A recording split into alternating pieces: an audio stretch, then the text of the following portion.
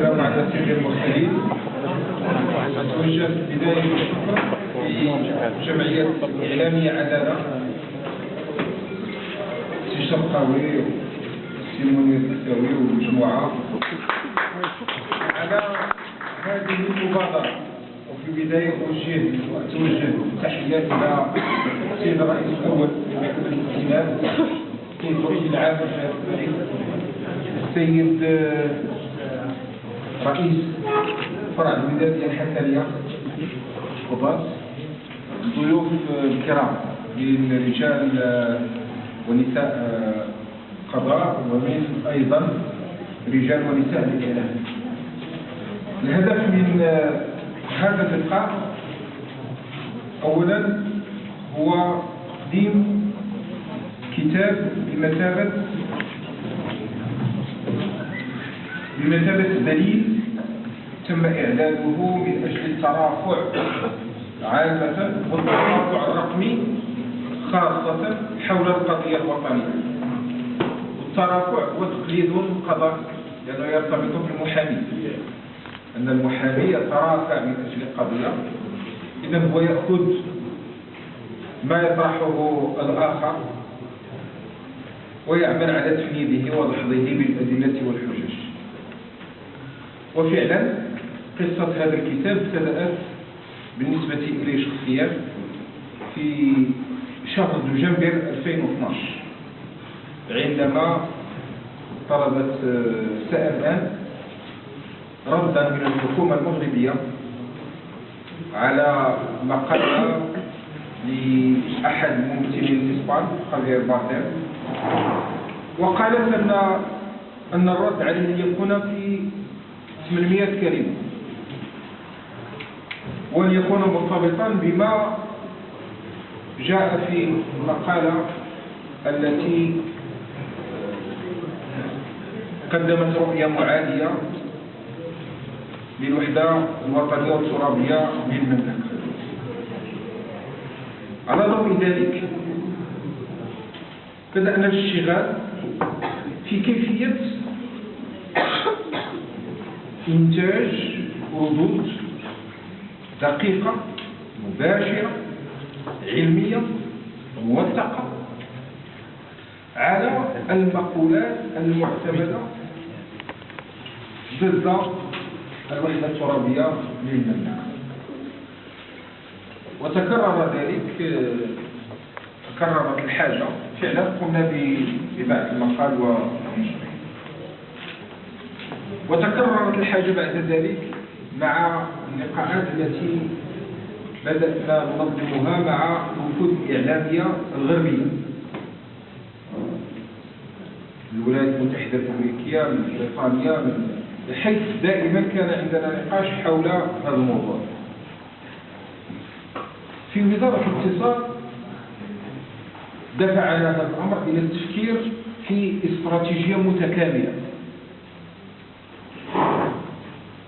تقوم على أولا أن أحسن من يدافع عن هذه القضية هم أبناء المنطقة، وأنه لا بد من الثقة فيه والعمل معهم وإلى جانبهم. وهذه مسألة جوهرية، مسألة جوهرية. أقول هذا الكلام وأنا شخصيا اشتغلت في هذا الموضوع عمليا منذ منتصف التسعينيات، وأنا باحث في العلوم السياسية بجامعة محمد الخامس بالرباط. وعاطفيا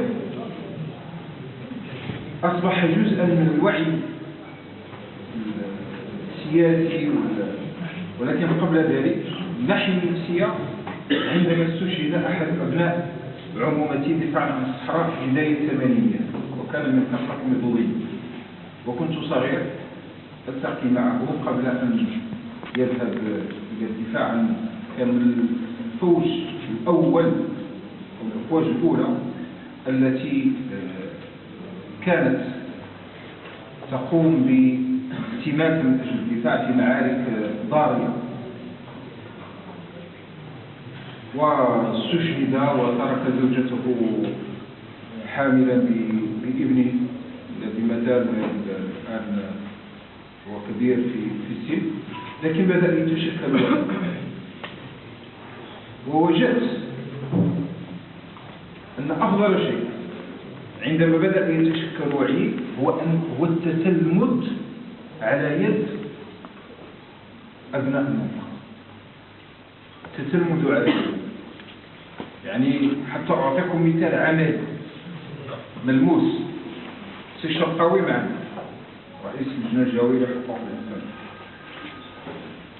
قرأت كثيرا على موضوع حقوق الإنسان والمجهود الذي بذل على مستوى الأقاليم الجنوبية لكن كانت تكفي زيارة ديال ساعات ماشي حتى يوم إلى مقر اللجنة وطرح أسئلة مباشرة وتلقي إجابات مباشرة لأجد نفسي أنتقل من وضع إلى وضع.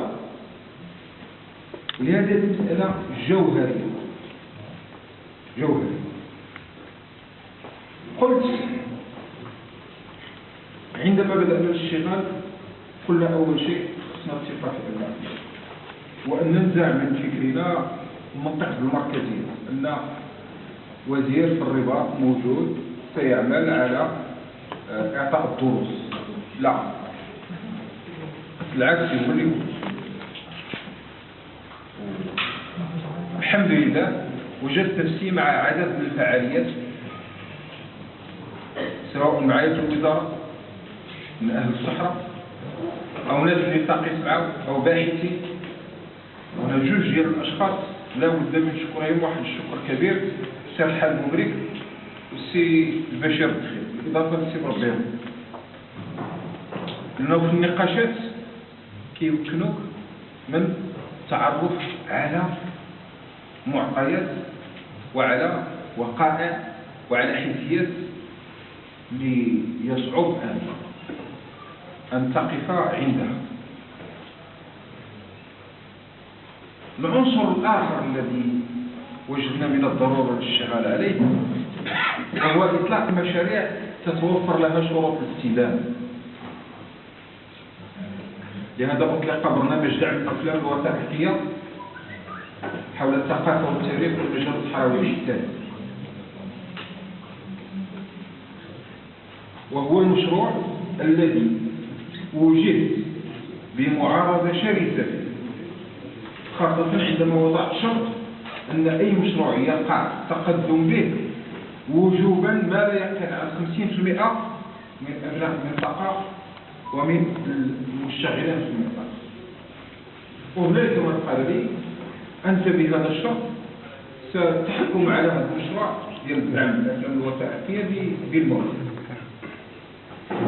الحمد لله السنة الأولى وجدنا مشاريع لشباب وحدوي صحراوي مغربي ذهب الأرشيف الإسباني استخرج وثائق، والآن يعدون مشاريع أفلام وثائقية نوعية، مثل المشروع ديال المؤتمر ديال المشبك لأحد الشباب شارك معنا أحمد بوخالد ياك، عند مشروع شاب طموح من أهل الصحراء يمكن لك تجيب 100,000 واحد يدافعوا على الصحراء، ولكن فاش كتجيب واحد الشاب في مقتبل العمر ومشى للأرشيف وقدم مشروع وطرات عليه أمام اللجنة راه كتكسب سنوات ضوئية في الدفاع عن القضية الوطنية.